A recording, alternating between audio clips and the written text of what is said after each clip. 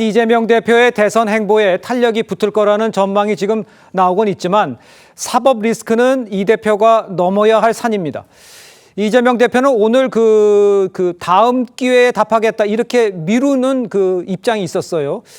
답을요. 한번 이 질문에 대해서 한번 들어보도록 하겠습니다.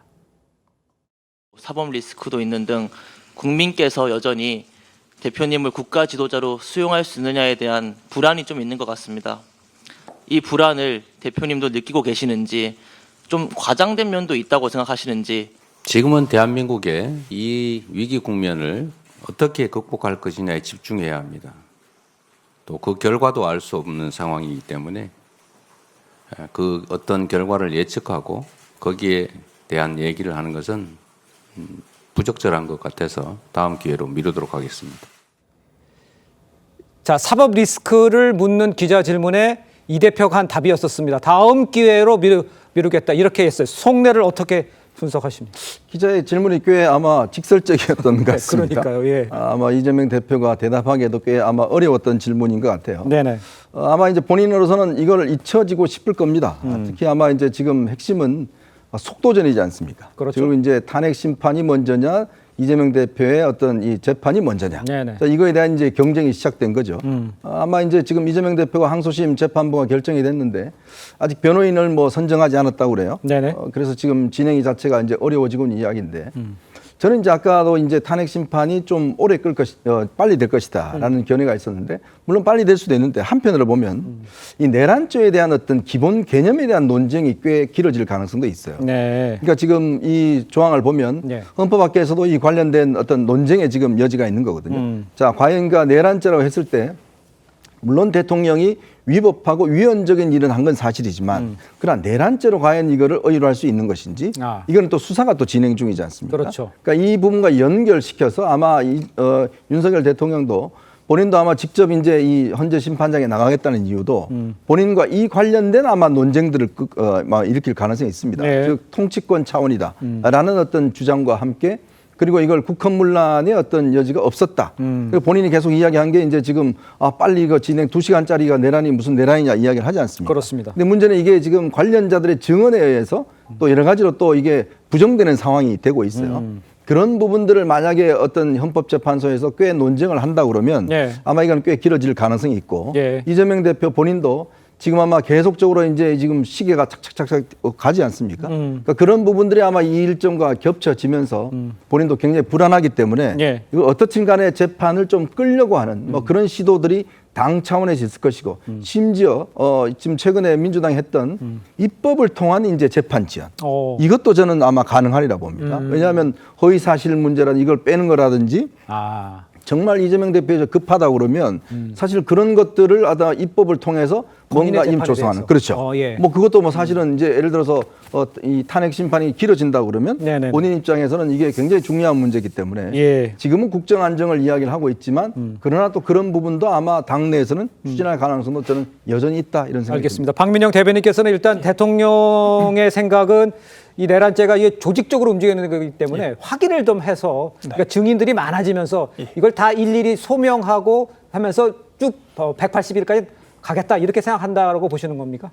그 내란죄라는 게 사실 그 전례가 없는 현직 대통령이 내란죄로 처벌받는 것이 전례가 없는 사건인 만큼 상당한 심리 기간이 필요하지 않겠습니까? 네네.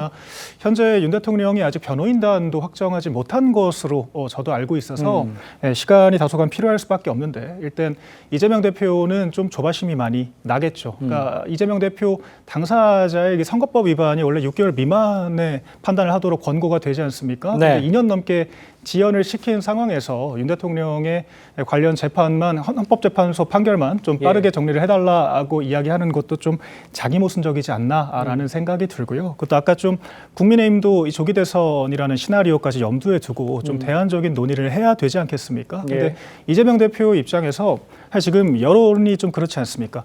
윤석열 대통령을 탄핵시켜야 한다라는 여론만큼이나 이재명 대표가 사법 리스크를 깨끗하게 털고 가야 한다라는 여론도 많습니다. 그리고 이재명만큼은 절대 안 된다.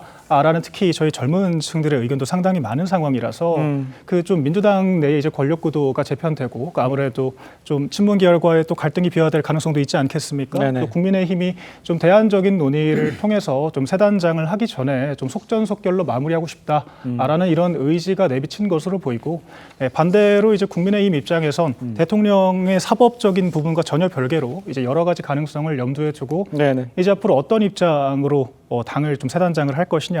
이제 지금까지 사실 검사라는 새로운 조직으로 간판만 바꿔서 이 어떻게 정권 교체를 해보겠다라는 그런 과거의 발상에 대해서도 좀 자성을 하고 어떻게 변모를 할 것이냐에 대해서 숙고할 시간을 가질 필요가 있다. 그러니까요. 그렇게 생각합니다. 예, 숙고의 시간도 가져야 되겠지만 또 속도도 필요한 그런 상황인 것 같습니다. 공직선거법 재판 선고 시기와 지금 현재의 판단 시기 이것에 따라서 지금 이재명 대표에게는 타격이 클 수도 있을 것 같아요. 경우에 따라서 이게 어떻게 전망을 하는지 어느 게 더 빨리 되느냐 이거에 따라서 상황이 바뀌는 상황이잖아요. 조기현 변호사님. 그렇죠. 근데 지금 뭐 공직선거법의 항소심 재판 절차가 633 원칙을 지킨다고 해도 네네. 재판이라는 것이 명확한 시간 기한을 정해놓고 그 안에 무조건 맞출 수는 없는 부분도 있기 때문에요. 네. 어느 시점에 항소심 선고가 나온다고 예측하기 어려운 점이 하나 있고 두 번째는 1심 결과가 실형 선고가 나오긴 했지만 네. 법리적으로 사실은 이 과거 사례에 비추어서 인정될 수 없는 여러 가지 좀 무리한 법리가 적용됐다는 게 예. 지금 민주당과 이재명 대표 측의 입장입니다.